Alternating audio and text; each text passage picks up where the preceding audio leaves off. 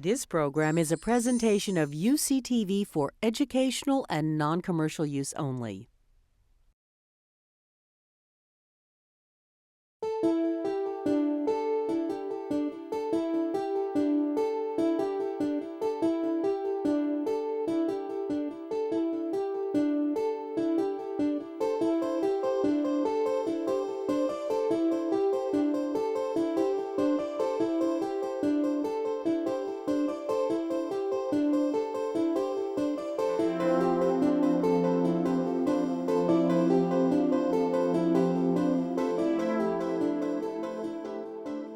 Good afternoon, and welcome everyone to the 2011 Jefferson Memorial Lectures. I'm Sarah Song, a professor of law and political science here at UC Berkeley, and a member of the Jefferson Memorial Lectures Committee. We, along with the Graduate Council, are delighted to have Roger Smith as this year's speaker. Before I introduce our speaker, let me briefly tell you about the Jefferson Lectureship. It was established in 1944 through a bequest from Elizabeth Bonestell and her husband, Cutler Bonestell. A prominent San Francisco couple, the Bonestells cared deeply about history, and they founded the lectureship to support the study and promotion of the basic principles of American democracy. These lectures have taken up a range of topics, too many to name, but briefly from the origins of American democracy and the politics of slavery and the New Deal to global capitalism and the ongoing challenges of inequality and the war on terror. An archive of all past lectures is available on the Jefferson Lectures website, including videos of the more recent lectures. In light of the Bonestells' wish that the Jefferson Lectureship be devoted to the study and promotion of the basic principles of American democracy as embodied in the U.S. Constitution, we are especially fortunate to have as this year's Jefferson lecturer, Roger Smith, whose work has been devoted to the study of American citizenship, constitutional law, and American political thought. His research and teaching have given particular attention to racial, gender, and class inequalities in the United States. He is the Christopher H. Brown Distinguished Professor of Political Science at the University of Pennsylvania and the chair of the Penn Program on Democracy, Citizenship, and Constitutionalism. The title of his lecture today is The American Experiment, a 21st Century Assessment. Now please join me in welcoming Roger Smith. On February 28, 1796, 7 years after the adoption of the experimental new U.S. Constitution, Thomas Jefferson wrote to John Adams. He said, "This, I hope, will be the age of experiments in government, and that their basis will be founded on principles of honesty and the morals of the people, not mere force." Adams replied that this is indeed, as you say, the age of experiments in government, and both thought the experiments of their generation might do much, as the first Federalist paper had said, to decide the important question whether the societies of men are really capable or not of establishing good government from reflection and choice. Both men expressed confidence that in their lifetimes, America's elections, so central to modern Republican governments, would not become corrupt, even though, as Adams said, "Corruption in elections has heretofore destroyed all elective governments. You and I," he assured Jefferson, "shall go to the kingdom of the just, or at least shall be released from the republic of the unjust, with hearts pure and clean of all corruption in elections." Grand words. Within a few months, the two old political allies were locked into the first of two increasingly vicious election campaigns in which charges of corruption flew in all directions. It was quickly proven that at least some of the results of America's experiments in new forms of Republican self-governance did not fulfill all the hopes expressed on their behalf. Today, roughly 2¼ centuries have passed since colonial Americans embarked on their experiments in new forms of government, including their greatest experiment, the U.S. Constitution. It therefore seems appropriate to consider what lessons we might draw early in the 21st century from the American experiments in constitutional Republican governance.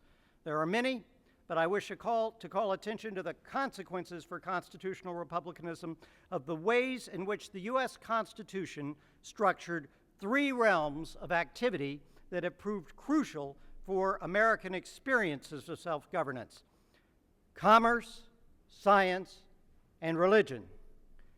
My core argument is that the American institutions, practices, and activities of commerce, science, and religion, shaped by the Constitution's structuring, have transformed commerce, transformed science, transformed religion, and transformed Americans in America in ways that have created a nation divided over the understandings of those realms that prevailed, at least amongst unfranchised American citizens, when the American experiments in constitutional republican governments began.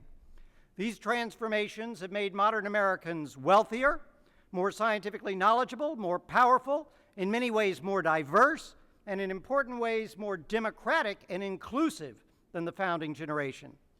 But these changes have also led modern Americans to deeper differences than their founding predecessors had over many matters, and perhaps especially over what James Caesar has called the foundational concepts of their worldviews.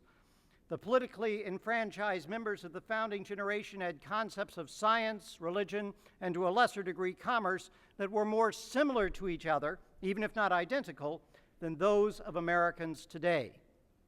Even as Thomas Jefferson and John Adams contested so bitterly to become President of the United States, Jefferson was President of the American Philosophical Society.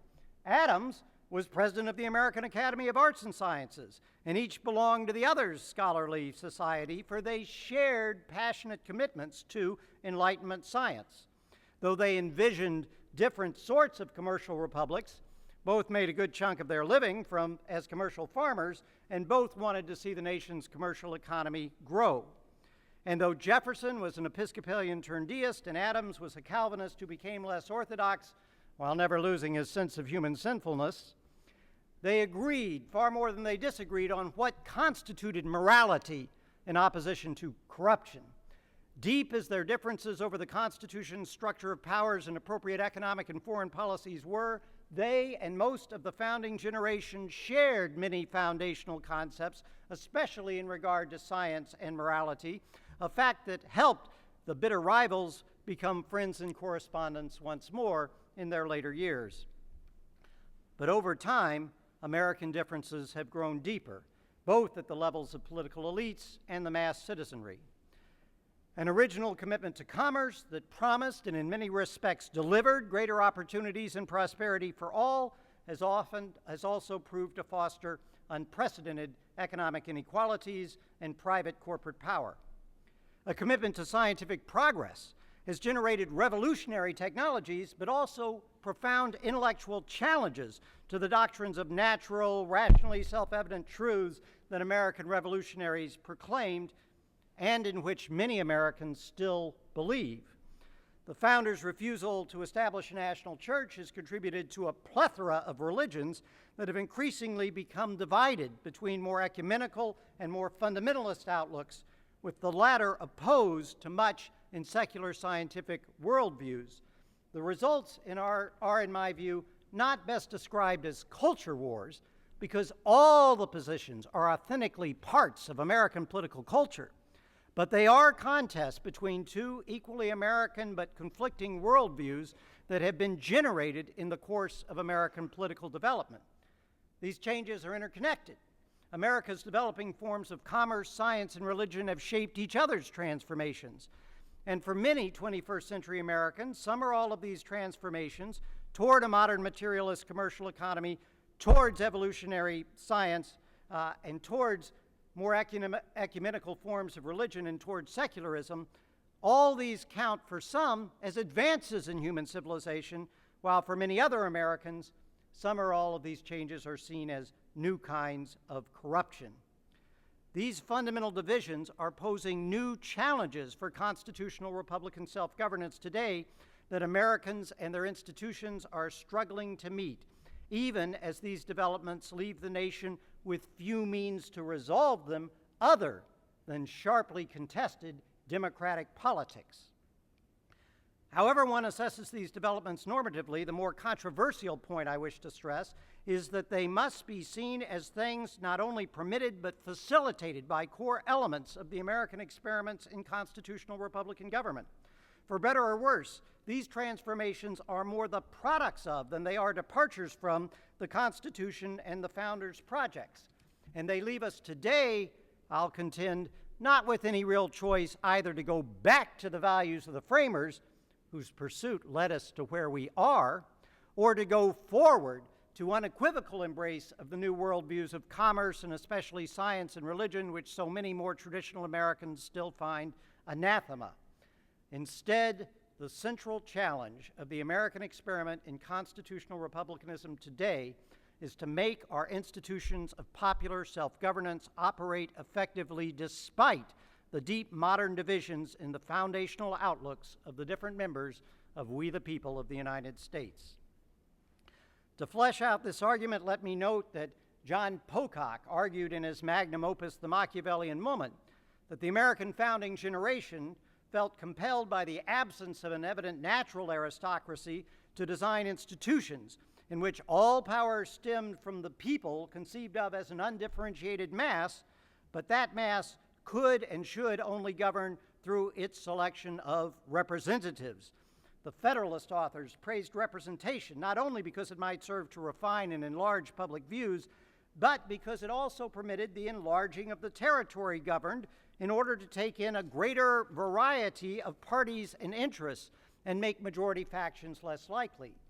A large, diverse republic would have to be governed by and would be more safely governed by coalitions of directly and indirectly elected representatives who would act on behalf of a range of diverse interests and perhaps the common good, rather than the immediate, sometimes selfish or short-sighted decisions of mass majorities. But the founders' embrace of Republican self-governance by the representatives of a great variety of parties and interests raised the question of what would promote cooperation and united action despite this diversity, what would constitute the common good. Rousseau had urged that republics be bonded in part by a civil religion, but most Americans knew that amidst the variety of contentious Protestant denominations that held sway in different states, no official church of the United States was feasible or desirable. Instead, Thomas Paine announced in common sense, "Our plan is commerce." The Philadelphia Convention was called to strengthen the capacities of the Confederation to protect and promote commerce. And the Federalists proclaimed confidently that the desirability of fostering commerce through a more perfect union is one of those points about which there is least room to entertain a difference of opinions and which has, in fact, commanded the most general assent of men who have any acquaintance with the subject. The founding generation and many to come did have sharp differences over the forms of commerce that were best for American governments and over the means through which they should be fostered, as Jefferson's advocacy of state-centered, westward expanding commercial yeoman agriculture and Hamilton and Adams' contrary support for national financial, manufacturing, trade, and infrastructure initiatives demonstrated. But it's undeniable that when Article 1, Section 8 of the Constitution authorized Congress to lay and collect taxes, duties, imposts, and excises, to pay debts, to borrow money, to establish laws for bankruptcy, to coin and regulate the value of money, and above all, to regulate commerce with foreign nations and among the several states, it created a national government with powers to promote commercial prosperity that most Americans wanted, whatever their other differences. Article 1, Section 9 then prevented Congress from favoring the ports of one state over another. Article 1, Section 10 prevented the states from impairing the obligations of contracts, and together the sections prevented Congress and the states from granting titles of nobility. Article 4 required the states to give full faith and credit to each other's acts and to grant citizens of other states the same basic privileges and immunities accorded their own. Collectively, these provisions made clear that the new extended republic was to be one united commercial market in which all citizens would have formally equal economic rights, including the rights of contract that were increasingly ordering economic activities via private agreements, not customs or legal codes. In this national commercial market, none would have aristocratic economic privileges.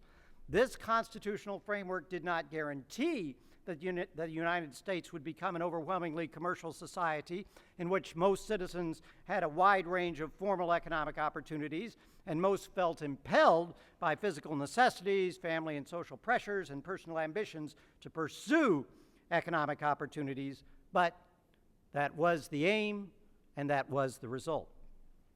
Yet to say only this would be to neglect two other important aspects of the place of commerce in the Constitution.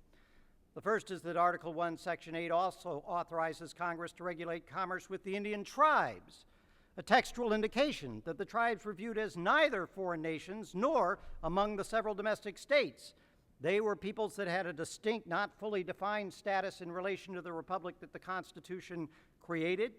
The fact that they were not simply included, yet not definitively excluded, and the often harsh and sometimes generous answers subsequently given as to how the Constitution's commercial republic should relate to these people, all this inevitably shaped the kind of republic the U.S. would become. The second, still more fundamental point about the Constitution's commerce powers is that Southern slaveholders feared the creation of a national government with authority to interfere with slave labor and slave trading. At the Constitutional Convention, Charles Cotesworth Pinckney of South Carolina argued that it was the true interest of the Southern states to have no national regulation of commerce. But because the Northeastern states had agreed to permit the international slave trade, at least until 1808, he was prepared to accept that power.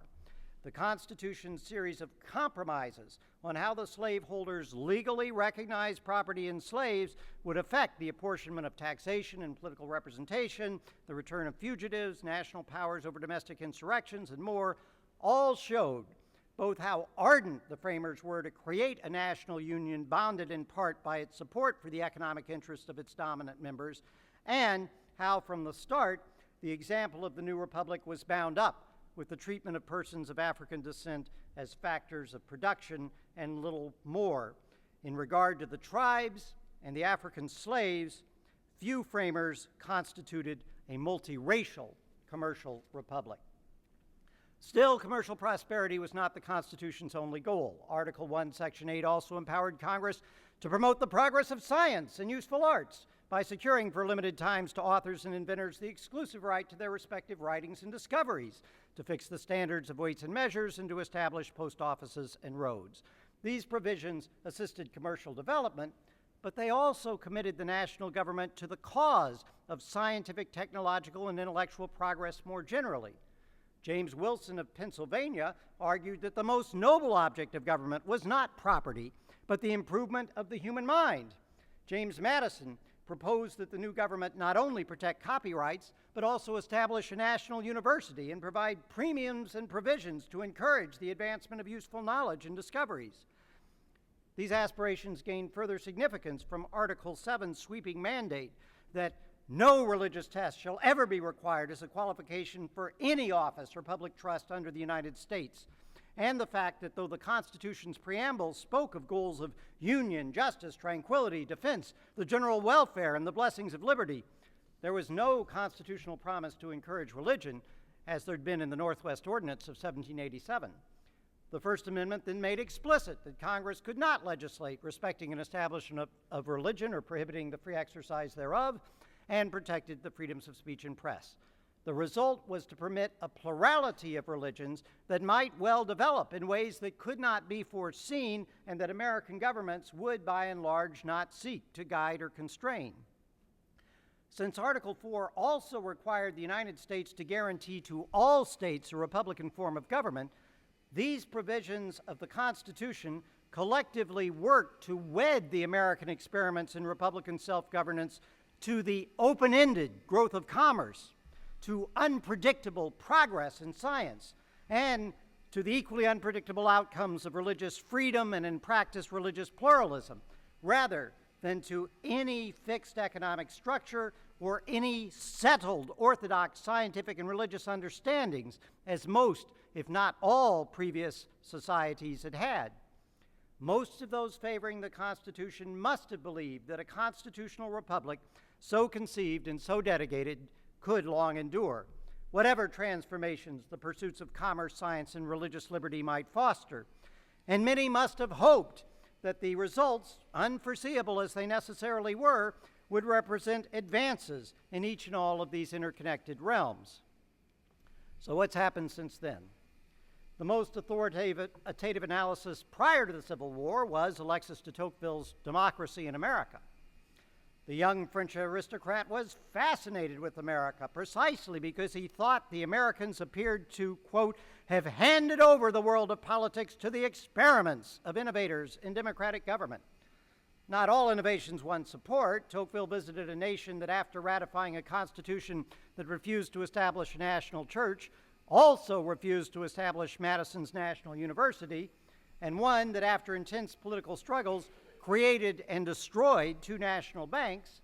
But if Americans thus clearly remained wary of centralized governmental actions in pursuit of the Constitution's goals, their societies still displayed the manifold impacts of the constitutional commitments concerning science, religion, commerce, and republicanism. By 1831, the American state and national republics had further democratized, with the franchise extended to virtually all white males, a political process Tocqueville saw as an almost irresistible rule of democratic social behavior.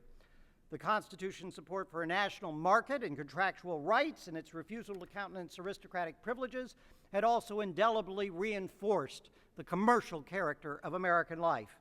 Tocqueville said that it was only in America that, quote, everybody in the country is engaged in both commerce and industry, and that he knew of no other country where love of money occupies so great a place in the hearts of men, or where people are more deeply contemptuous of the theory of permanent equality of wealth. Against Jefferson's hopes, the fact that in an ever-churning commercial economy, fortunes tended to be middling and ephemeral meant that while all honest work was seen as necessary, natural, and honorable, most Americans were coming to prefer commerce and industry to agriculture. More money could be made more rapidly in those occupations, so they better served what Tocqueville saw as Americans' fervent ardor for prosperity. Tocqueville also believed that as American industry progresses, the commercial ties uniting all the Confederated States grow tighter, and the Union, no longer a matter of opinion, becomes a habit, just as the founders hoped. But if the growth of American commerce brought greater prosperity and unity in many regards, Tocqueville also saw dangers. Consonant with Jefferson's fears, Tocqueville foresaw that even though wealth circulated rapidly in America, there was a potential for a manufacturing aristocracy to arise that might reintroduce permanent inequality of conditions into the world. This aristocracy would be, he said, one of the harshest that ever existed on earth in its treatment of its impoverished workers, but politically it would nonetheless be amongst the most limited and less dangerous because of the industrialist economic preoccupations. Tocqueville also thought America's expanding commercial and industrial society would deprive the native tribes of their land and ultimately destroy them, and he expected the practices and culture of the free labor North ultimately to become the common measure throughout the Union, but he could not see how the end of slavery, which he thought must come, could be followed in America by peaceful racial equality. Tocqueville's concerns about whether European-descended economically striving Americans could find ways to coexist with those they perceived as racially and culturally distinct connect in revealing ways with his reflections on religion in antebellum America. In both regards, Tocqueville did not see America as easily embracing a very robust multiculturalism. He observed that although there were countless sects in the United States, they all preached the same morality. Everything in the moral field is certain and settled, he said, though the political world seems given over to controversy and experiment. Even would-be revolutionaries were, quote, obliged to profess a certain public respect for Christian morality and equity, despite the fact that Americans philosophically had an almost insuperable distaste for the supernatural. Tocqueville explained this apparently paradoxical combination of devout, morally monolithic faith and intellectual worldliness and experimentation in two ways.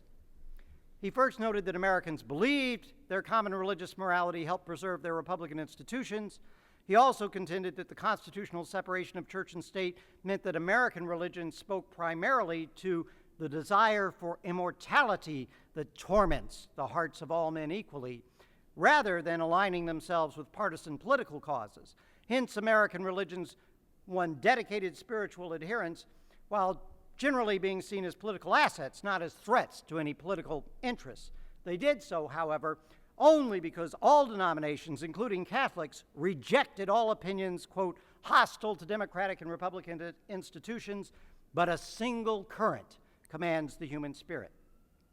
Tocqueville discerned a comparable uniformity in the American philosophical opinions that he said regulated everyday actions and guide conduct in general. Americans, he wrote, believe that the source of moral authority lies in universal reason, and that the spread of enlightenment necessarily brings useful results. All consider society a body in progress, making a changing tableau in which nothing is or should be fixed forever. And they admit that what seems good to them today may be replaced tomorrow by something better, but is yet hidden from view. Beliefs that, again, paradoxically, Americans also treated as certain and settled. Tocqueville explained this seeming contradiction by noting that, philosophically, Americans were not given to speculative inquiries. They had a common philosophic method born of the constant state of flux that prevails in a democratic society that treated tradition only as a source of information, that regarded existing facts as useful to study only in order to do things differently and better, and that looked to results in practical life. Focused in their daily lives on mundane, generally commercial and technical concerns, Americans simply accepted the principal dogmas of the Christian religion and a large number of moral truths derived from and depended on those dogmas without examination, setting narrow limits to individual analysis that omitted several of the most important matters of human opinion. At the same time, Americans admirably cultivated the purely practical part of science and those theoretical aspects of science that are immediately necessary for the application at hand. In this respect, Tocqueville said, the American mind has invariably shown itself to be clear, free, original, and fertile, but almost no one in the United States, he averred, devotes himself to the essentially theoretical and abstract aspects of human knowledge, including the questioning of widely accepted Christian moral tenets. Tocqueville's characterizations may have understated the breadth and depth of the differences amongst American Baptists, Episcopalians, Congregationalists, Quakers, much less Catholics and members of the New Church of Jesus Christ of the Latter-day Saints. He may also have minimized how religious and scientific views could provoke controversy, as in the monogenesis-polygenesis debates over the origins of what were seen as distinct human races. But his basic contention is hard to deny, that even as Americans energetically pursued economic, technological, and democratic political innovations and a wide variety of religious and civil associations, they were still, to a large degree, united by shared ideas, in his words, on basic moral and political principles, seen as eternal universals supported by both religion and reason. These shared ideas helped Americans operate their commercial, economic, and democratic republican institutions successfully. But things changed. The antebellum American Union was, of course, shattered and then transformed by conflicts over the place of slavery in the constitutional republic. But though the economic, political, and moral dimensions of those conflicts ran very deep, it's not clear that they went all the way down to foundational concepts. On the eve of the Civil War, the Vice President of the new Confederacy, former Whig Congressman Alexander Stevens, praised the recently adopted Confederate Constitution for maintaining all the essentials of the old Constitution, including religious liberty and perfect equality of rights for all honest labor and enterprise. The Confederate document did not provide national commercial powers, but not, Stevens said, from any hostility to commerce or all necessary aids to facilitating it, only out of the belief that internal improvements should be paid for by those localities benefiting most from them. The greatest difference between the Confederate and U.S. Constitution was instead, in his view, in their treatment of the status of the Negro, which Stevens termed the immediate cause of the late rupture in the present revolution. The Confederate Constitution had as its cornerstone, in his words, the great truth that the Negro is not equal to the white man, that slavery, subordination to the superior race is his natural and normal condition, a truth that Stevens presented as a discovery of modern science and as an ordinance of the Creator. 4 years later, Stevens' former congressional and Whig ally Abraham Lincoln agreed in his second inaugural address that slavery was somehow the cause of the war, and he noted that both sides read the same Bible and prayed to the same God. Both men and most of those they led, in fact, still subscribed to worldviews in which scientific reason and religion were expected to converge on affirmation of enduring standards of natural justice that should guide politics, and both were devotees of republicanism and commercial growth. They disagreed on the institutions and policies through which those endeavors could best be advanced, and they disagreed still more on slavery and the natural rights of African Americans. Apart from that great issue, their ideas at bottom remain very similar. But shortly before and after the Civil War, Charles Darwin published 2 scientific works on the origin of the species in 1859 and the descent of man in 1871, which proved to interact with the American common ideas of commerce, science, and religion in ways that helped to generate the profound transformations and the modern divisions that are my chief theme here. Reinforced by the impact of the German historicist thought that made the St. Louis Hegelians the vanguard of American philosophy during the Civil War and for decades thereafter, the Darwinian idea of evolution spurred both excited hopes and profound anxieties in American intellectuals and, to a lesser degree, the American public.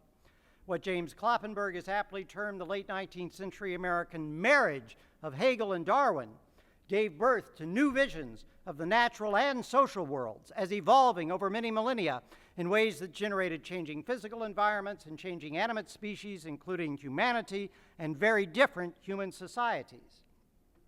I contend that in many respects the Constitution had prepared Americans to embrace these new visions. Conceptions of historical evolutionary developments fit well with the American beliefs in a society as a body progressing towards something better that Tocqueville had discerned. They also provided defenses of the economic inequalities that burgeoned during the late 19th century American Industrial Revolution, presenting these features of America's evolving commercial society as natural products of an economic competition. As a result, the English theorist Herbert Spencer, who coined the term survival of the fittest, enjoyed near-cult status in America, and William Graham Sumner, the first professor of political science and sociology at Yale, wrote a popular anti-redistributionist treatise in 1883, What the Social Classes Owe Each Other, answer not very much, which has remained in print to the present day. On evolutionary grounds, it expressed intellectually rebolstered contempt for the theory of permanent equality of wealth. Yet at the same time, the new evolutionary scientific perspectives staggered prevailing religious beliefs in biblical inerrancy, along with confidence that reason could discern unchanging standards of justice and rights that applied in any and all human contexts. The responses to these challenges were many and varied, but the most influential thinker who sought to incorporate these intellectual developments into a comprehensive new philosophy was the leading voice of modern democratic pragmatism, John Dewey. Dewey's views on science, religion, commerce, and democracy simultaneously represent clear culminations of and clear departures from the predominant understandings of the founding era that had been incorporated in and advanced by the Constitution. For Dewey, the scientific revolution, the industrial revolution, and the political revolution of the last few hundred years, of which the American Constitution was a key part, had produced a much changed human situation that required pervasive reconstruction of philosophy, science, religion, and political and economic institutions. He believed that in much of the 19th century, just as Tocqueville observed, a compromise had existed in which modern science transformed pursuits of lower material concerns while leaving moral and ideal matters undisturbed in their older form. But Dewey believed this equilibrium was decidedly uneasy, in his words. The development of science fostered a kind of secularization of prevailing perspectives and practices in every realm.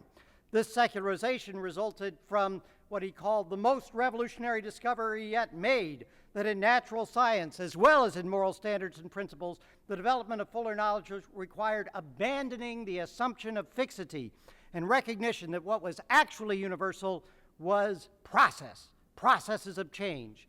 Modern theories, modern institutions, modern behavior should be reconstructed on this foundational reality of inescapable evolution. And in every realm, Dewey thought reconstruction involved democratization. Recognition in the natural sciences that the earth, sun, and moon and stars are not hierarchically ordered, but equal in dignity and subject to the same laws, and that living species do not fall into fixed classes of higher and lower, but they all evolve. And recognition in politics and economics that, quote, the supreme test of all political institutions and industrial arrangements shall be the contribution they make to the all-around growth of every member of society without regard for race, sex, class, or economic status, and with the good of each person in every situation regarded as of equal worth, rank, and dignity with every other good in any other situation. Dewey believed this economic and political egalitarianism stemmed logically from the rejection of any fixed natural or divine ordering of existence, including human existence, a rejection that evolutionary science demanded. Since there were no natural hierarchies, all should count equally in, and all should have equal opportunity to share in shaping, in proportion to capacity, the evolving determination of appropriate human means and ends, including, he said, new and better ends to be achieved by humanity's newly unleashed imagination and by intelligently guided democratic social and moral engineering.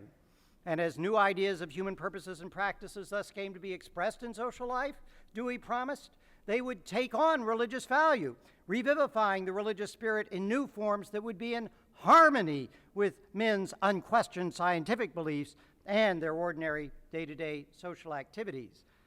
Well, James Caesar contends that advocating these positions, progressives like Dewey's set up a battle of the titans between the founders' philosophy of natural right and their own new philosophy of pragmatism, and we can add between reformulations of religion meant to be compatible with modern science and more traditional religious perspectives. Caesar also notes that some scholars nonetheless see similarity between the progressives and the founding generation due to their emphasis on science and reason and their rejection of tradition, although he argues that in the end, it's the contrast between these two views that stands out. Here, I advance a third alternative. Neither stark opposition between older and newer worldviews, nor identity between them, but rather recognition of the lineage linking old and new. There is indeed a great gulf between most founders' endorsements of natural rights and religious revelation and the democratic pragmatist rejection of eternal natural and religious moral and political standards. Yet there are also undeniable connections between the founders' initial decisions not to establish national religious orthodoxy, to foster a culture of scientific and commercial innovation, and to give ultimate political power to the mass of the people. Connections between that and the subsequent development of a political philosophy valorizing democracy and change above all, and calling for sciences that assist the people in continually imagining new goals, commercial, political, intellectual, aesthetic, and spiritual, and discovering new means to achieve them. Democratic pragmatism is a fit theoretical counterpart, if not indeed the logical, high philosophic articulation of that purely practical, everyday American philosophy that Tocqueville delineated. Even so, perhaps the paradoxical combination that Tocqueville portrayed in antebellum America, in which Americans regarded basic moral and religious values as fixed, while seeking to experiment and innovate in science, technology, commerce, politics, and other realms, could and should have been sustained in the uneasy equilibrium Dewey perceived. But after the advent of Darwinian evolutionary science, it's difficult to see how this could have been done. Either that science had to be rejected, or some sort of reconstruction in philosophy like Dewey's with uncertain but potentially far-reaching implications for republicanism, commerce, and religion had to be undertaken. And though it might be possible to fuse evolutionary perspectives with intellectually powerful affirmations of unchanging, rationally discernible natural moral standards, no effort to achieve that sort of philosophic reconstruction has yet proven to be broadly persuasive. But modern democratic pragmatist perspectives have also failed to persuade many Americans for understandable reasons. The belief that modern science points to democratization has itself proved paradoxical in many ways. Although progressive-era pragmatists did endorse democratizing reforms, including nominating primaries, direct election of senators, initiative and referendum, and eventually women's suffrage, their belief in the authority of the new sciences of economics, public administration, sociology, and more led them also to favor increased governmental power for appointed experts of various sorts. In the name of democracy, pragmatists then and since have often sought to empower intellectual elites. And though many pragmatists remained convinced during the first third of the 20th century that biological and social evolution had generated races and sexes at different levels of development, so that many progressives supported segregation and even disfranchisement for most non-whites and women, many came over time to agree with Dewey that political and economic institutions should instead be restructured to treat all persons as of equal worth, rank, and dignity, regardless of race, sex, class, or economic status. This agreement drove their advocacy of heightened governmental efforts to regulate commercial activities in order to promote greater economic security for all and a more egalitarian distribution of wealth, and it also spurred legislative and judicial decisions banning many forms of discrimination and promoting racial and gender integration, decisions that marked the transition of progressive democratic pragmatism into modern American liberalism. But even 20th century thinkers who accepted evolutionary premises have continued to divide sharply between those who believe relatively embridled commercial competition comports best with those premises, and those who think instead that expertly informed governmental decisions should guide the economy to more broadly beneficial results. And the anti-discrimination initiatives can and have often been accused of disregarding rather than expressing the will of democratic majorities. Many in an America that had wariness of an inclusive multiculturalism, especially multiracialism, embedded in its constitution, have found the new ideas of social, political, and economic reconstruction that progressives and liberals have advocated to be an assault on, not a revivification of, their ordinary day-to-day social activities.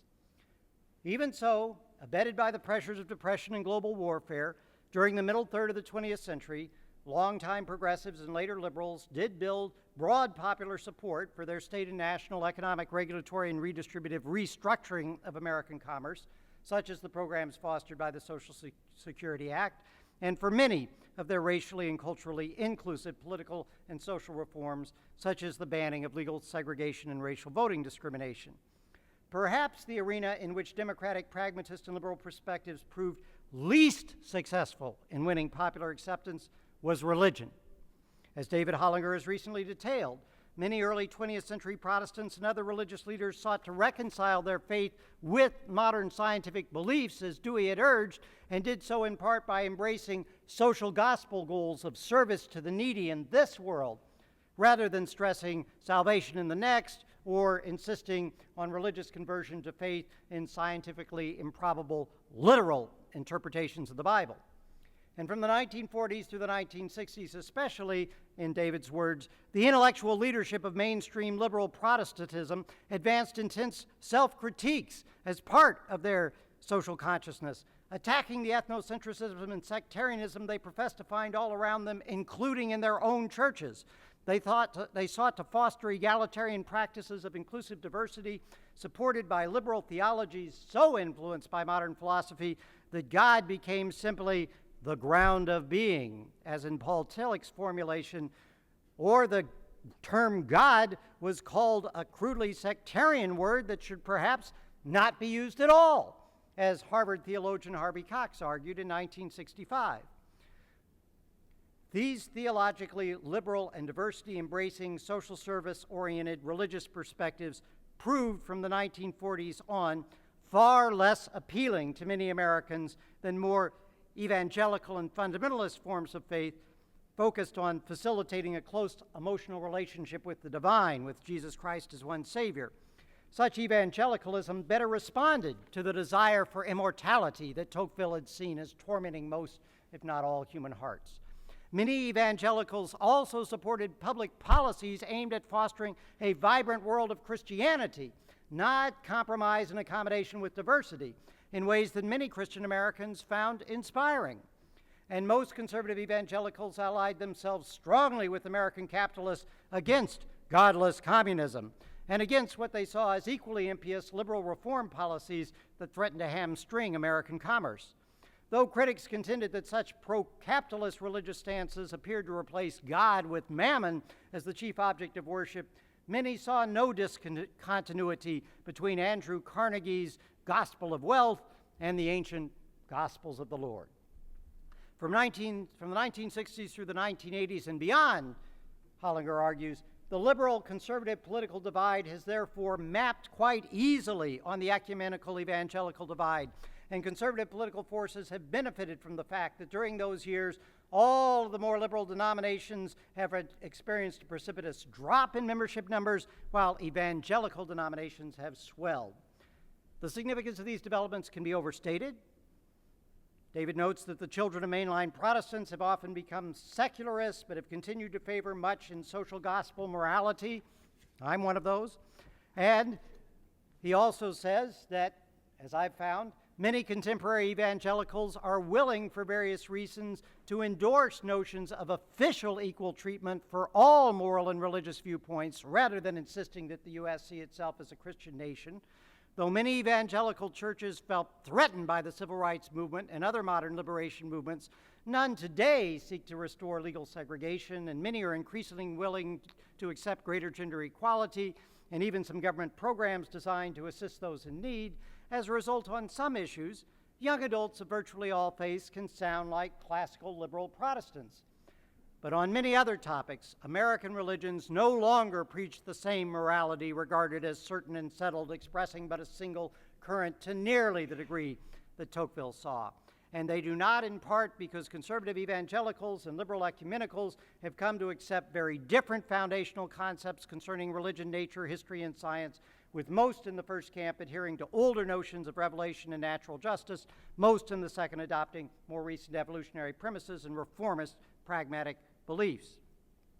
So even if modern democratic pragmatist philosophic views and liberal religious perspectives are in some ways consequences of the American experiments in government, they are nonetheless far from broadly accepted and are instead often bitterly contested in modern American. Many 21st century Americans continue to see in the successes of modern scientific, technological, and commercial innovations only affirmations of the wisdom of the older understandings of natural justice and religion that helped launch them, rather than indication of any need for reconstructed philosophic premises and political purposes. And though it's debatable whether their numbers are actually growing, these Americans today are more politically mobilized now than in much of our past. Democratic, pragmatic progressives and New Deal and Great Society liberals and their economic and social policies dominated American politics from 1932 through the early 1970s, but since then, dissatisfactions with the perceived costs and consequences of their national economic, regulatory, and redistributive programs, disquiet in many kinds of liberal diversity initiatives and at liberal international and multilateralist foreign policies, and the rise of the religious right have all generated a broad and powerful conservative coalition in American politics that gained increasing control of national governmental institutions from 1980 to 2004. Its reversals in the elections of 2006 and 2008 were partly offset by victories in 2010, a year that also saw the emergence of the passionate Tea Party movement, whose invocation of the American revolutionaries in many ways represents a call for return to earlier foundational concepts, allied with decentralized government and a return to traditional social morality. Today, there's little doubt that while many Americans support particular positions favored by modern liberal democratic pragmatists, conservatives can often win electoral and legislative majorities opposed to many liberal policies concerning commerce, religion, and to a lesser degree science, in favor of policies that express more traditional commitments. What have been the results of the predominance of this conservative coalition in the past generation? Well, in regard to commerce, any aspirations for permanent equality of wealth have clearly been beaten back. In 2005, three financial analysts for Citigroup Research, a division of Citigroup Global Markets, drew on the work of former Republican strategist Kevin Phillips to argue that with the aid of modern conservative economic policies, the United States had become a plutonomy, as it had previously been in the Gilded Age in the Roaring '20s.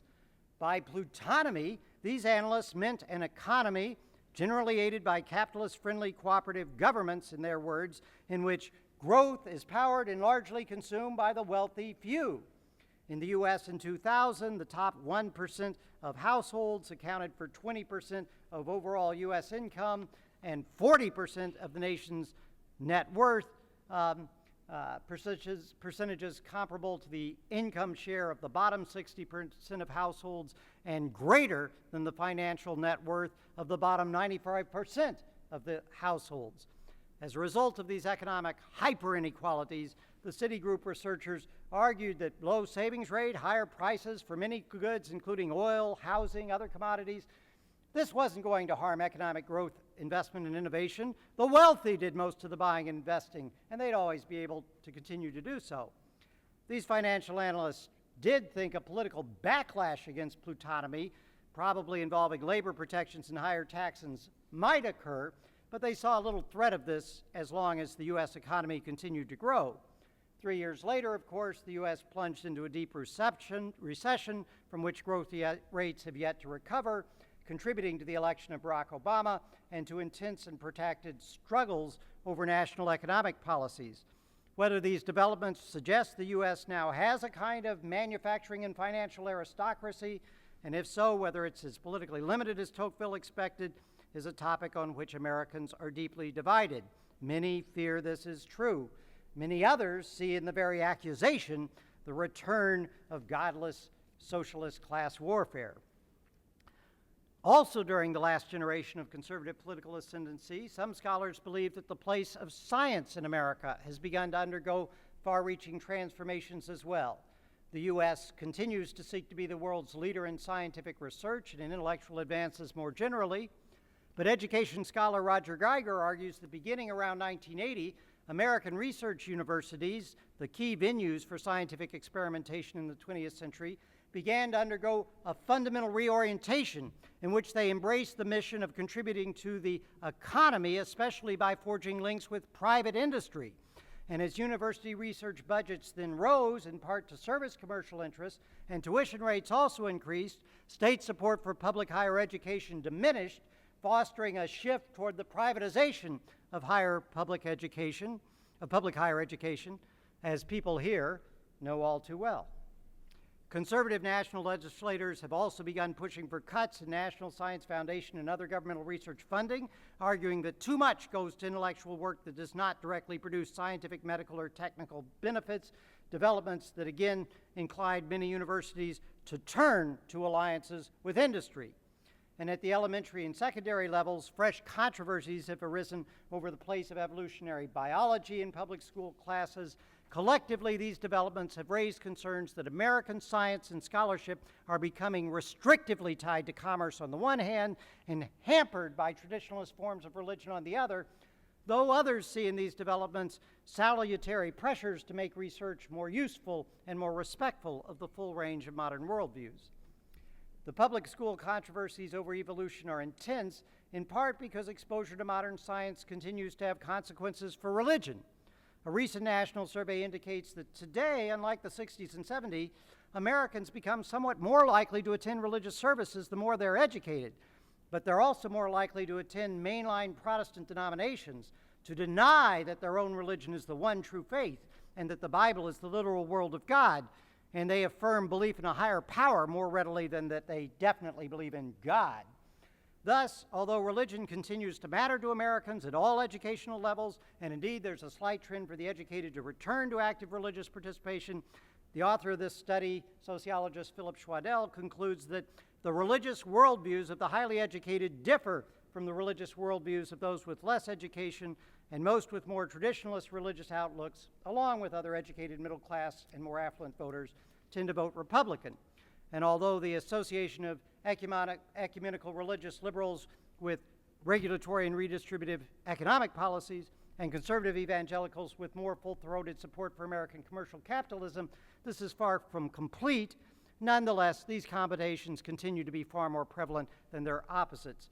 Political and religious liberals and political and religious conservatives tend to be organized into opposed camps, with conservative religious groups still growing faster to the benefit of conservatives of all sorts.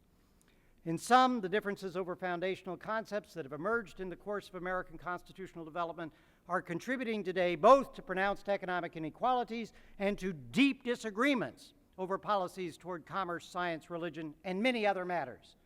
Americans, to be sure, still have many common ideas, but not so many as to enable clerical, scholarly, or industrial leaders to foster any underlying national consensus that might enable political and economic institutions to operate without intense friction.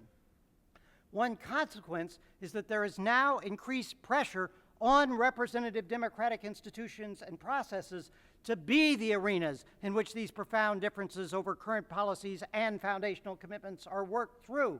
What alternative is there? In this regard, at least, the results of the American experiments in Republican government are making government more important than ever.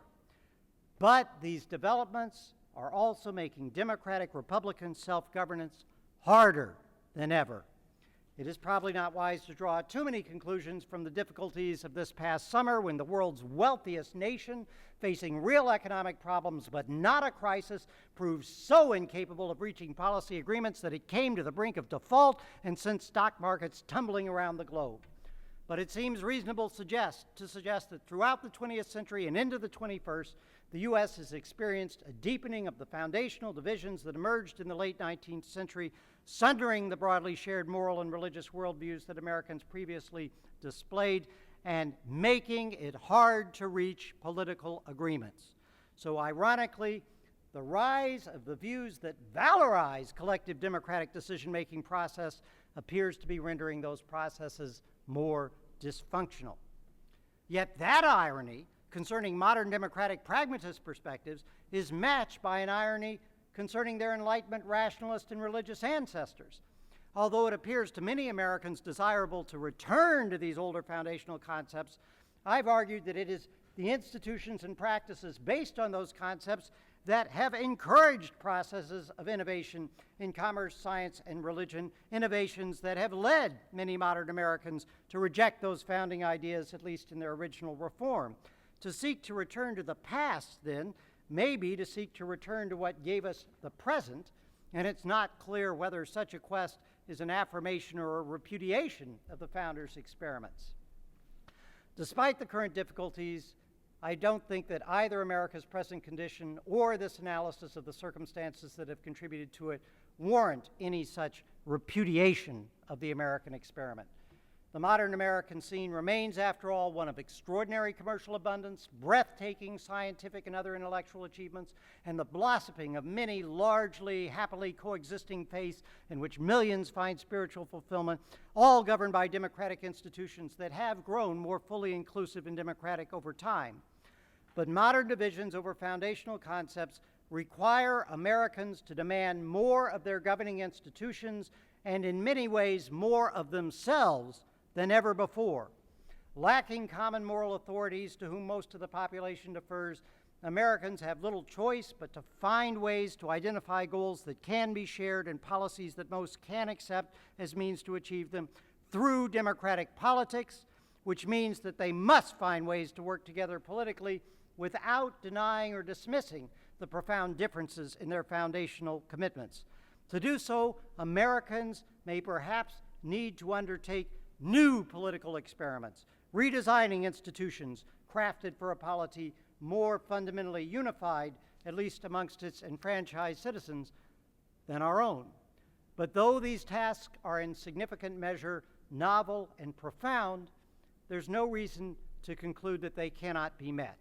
Instead, these tasks, finding ways to make democratic institutions work effectively despite deep foundational differences, these tasks, these challenges define the agenda that Americans must pursue now if they are to continue the experiments in constitutional governance that Jefferson and Adams helped to begin, carrying those experiments forward into a future that Jefferson and Adams left to us to make.